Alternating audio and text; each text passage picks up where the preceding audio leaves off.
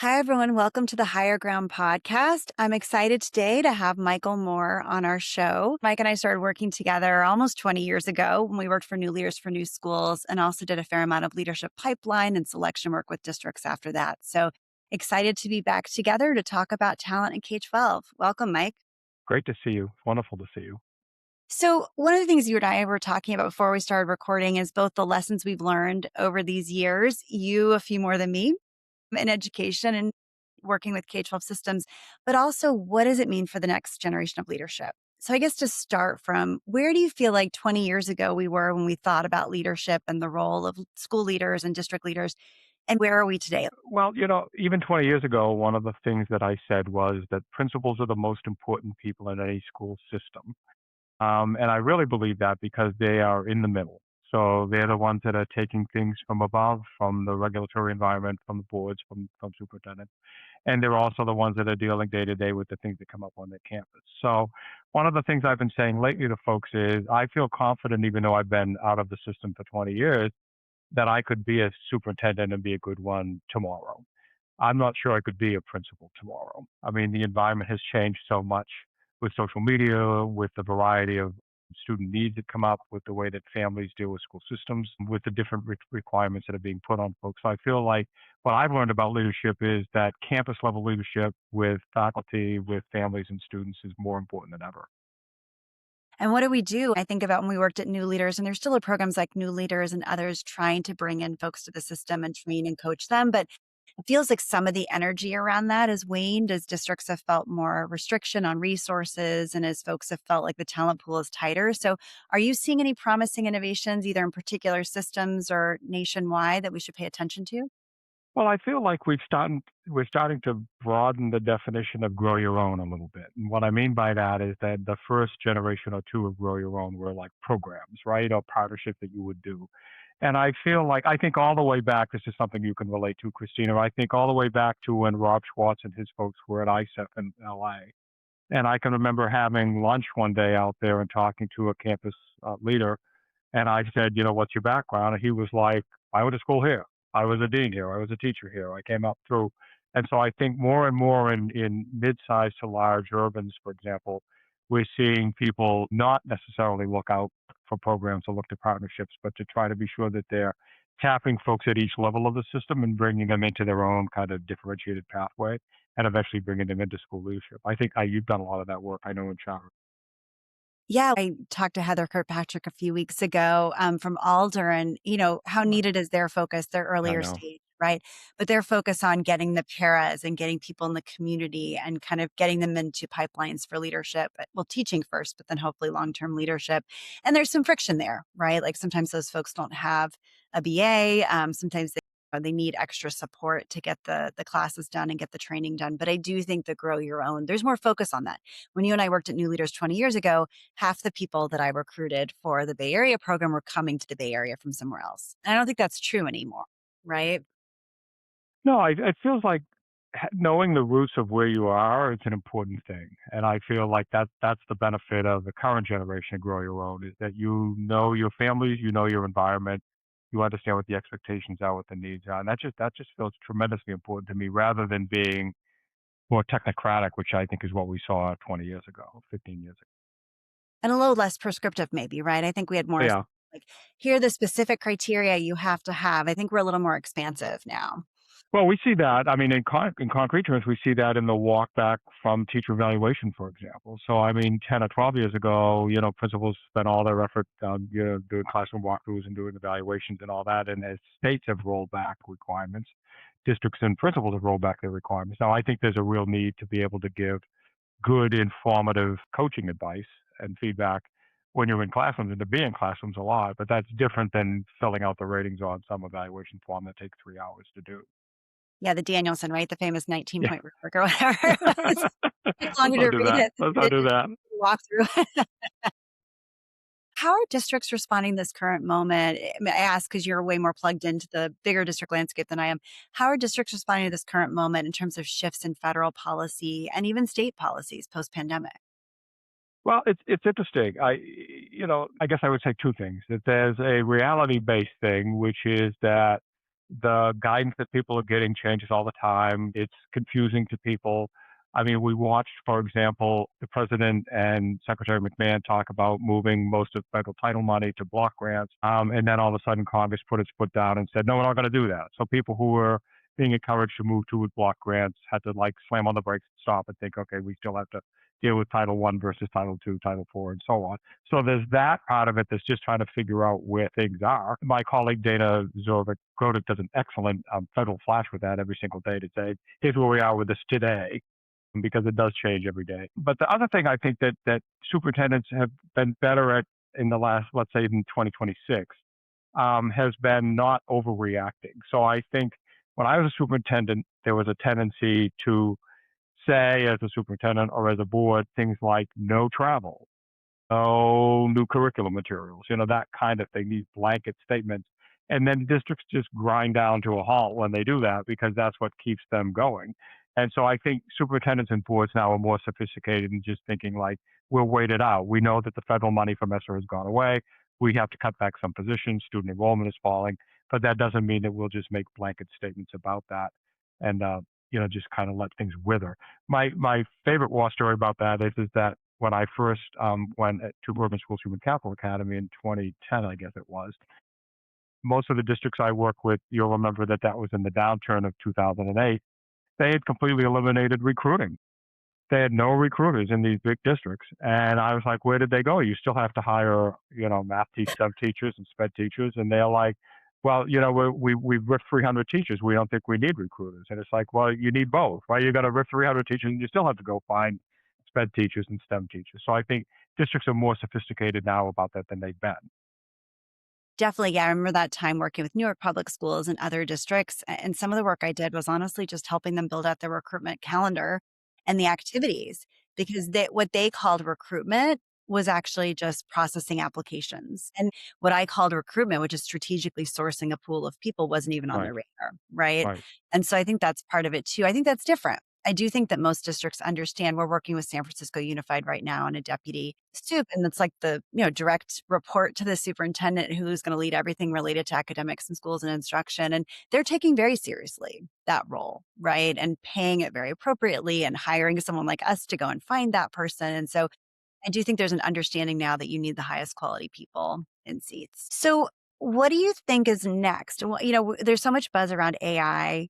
Most of the buzz around AI is how it's going to change teachers and kids. I've heard a lot less about how it might change buildings or building leaders. Are you hearing anything about that, or do you have any hypotheses? That's a touchy subject for me. So, well, first off, let me just say that I've been through a advanced prompt engineering program. I use it all the time. I believe in it and all that.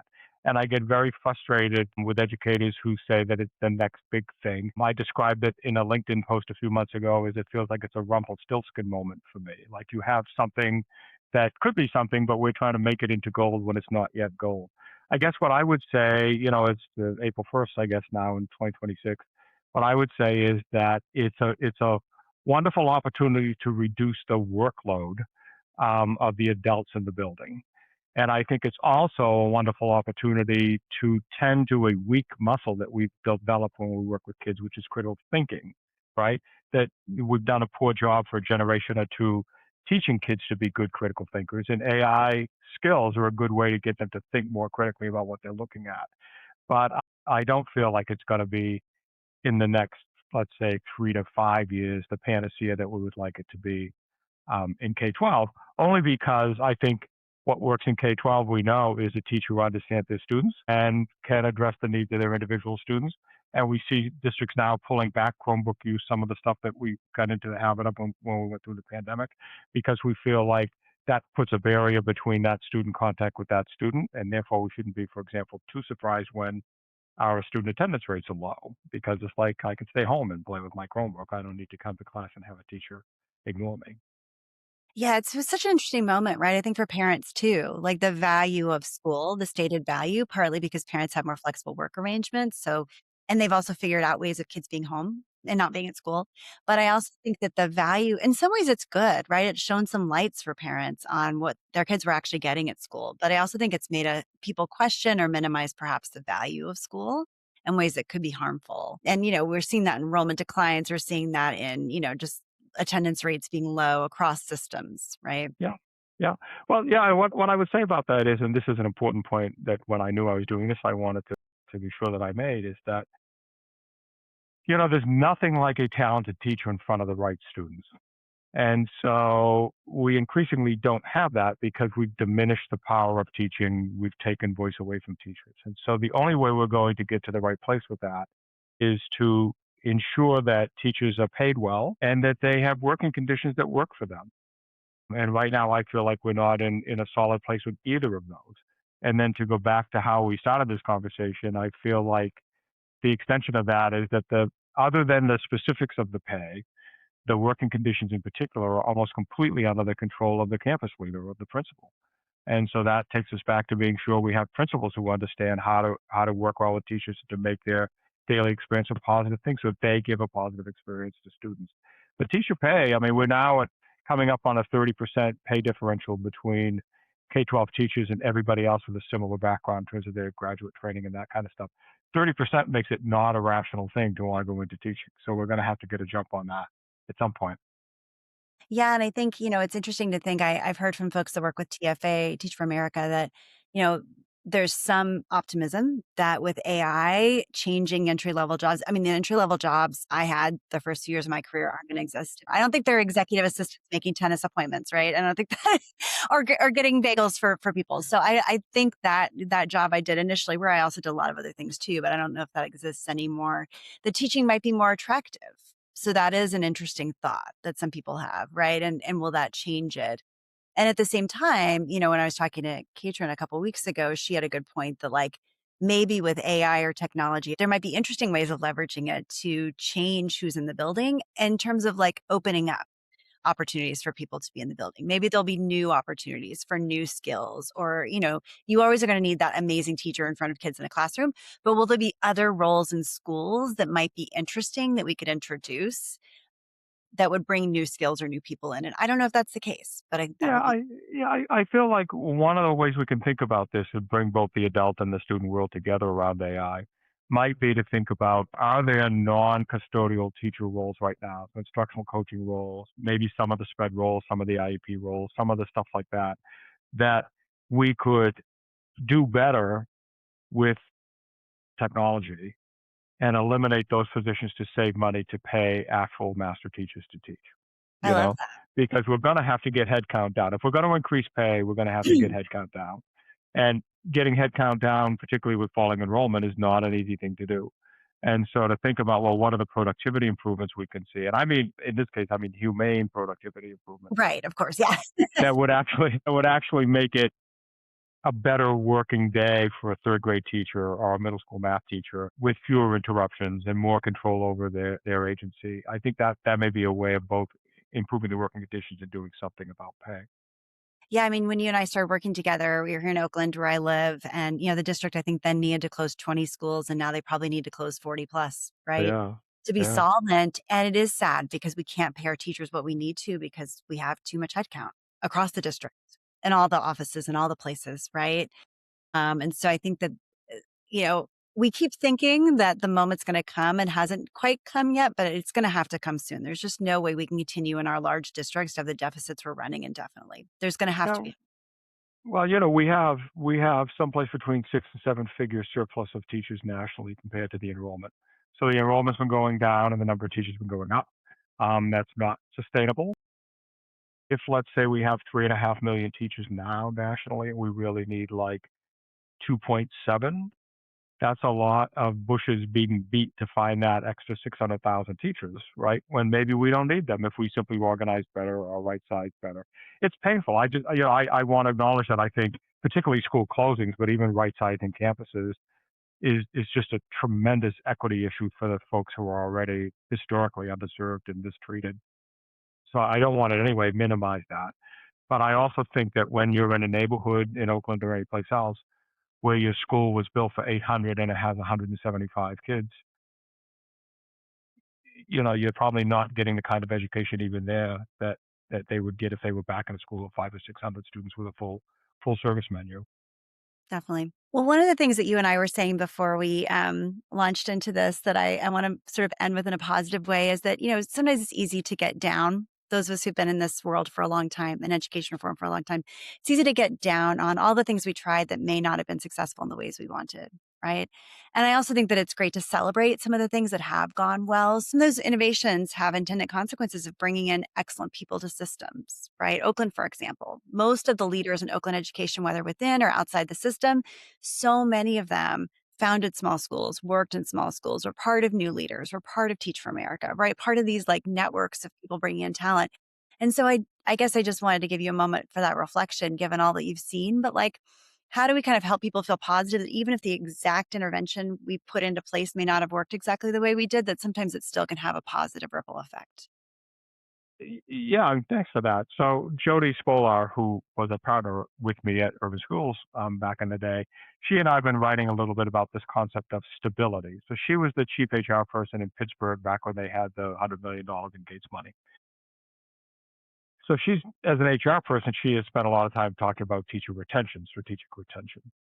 But I think the challenge is that it's deeper than that, right? And so we've been writing about this notion of stability, which is the system is stable enough that it can learn. And it can't be stable enough if the resources change year over year, or the new board comes in and they have new goals, or you have a new strat plan, or you keep turning principles over. And so you want to look at what are the factors that contribute to like not permanent, but like solid enough foundation that you can do really good work on top of that.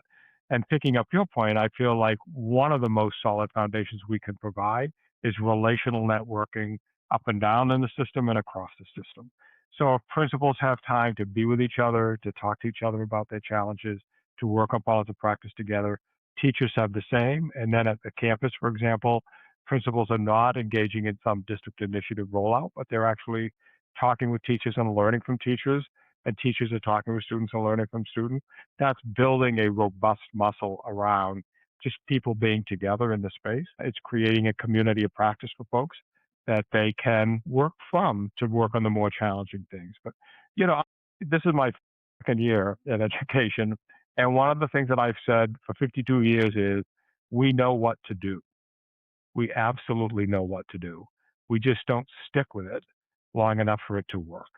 And so I don't think it's not technically difficult to figure out, how to teach reading as long as we don't distract people from teaching reading. And so I'm very bullish on the outcomes that we're going to see once we start to really focus on getting back to business, standing on business. Well, I've heard you say that many times, Mike, and I think it's very true.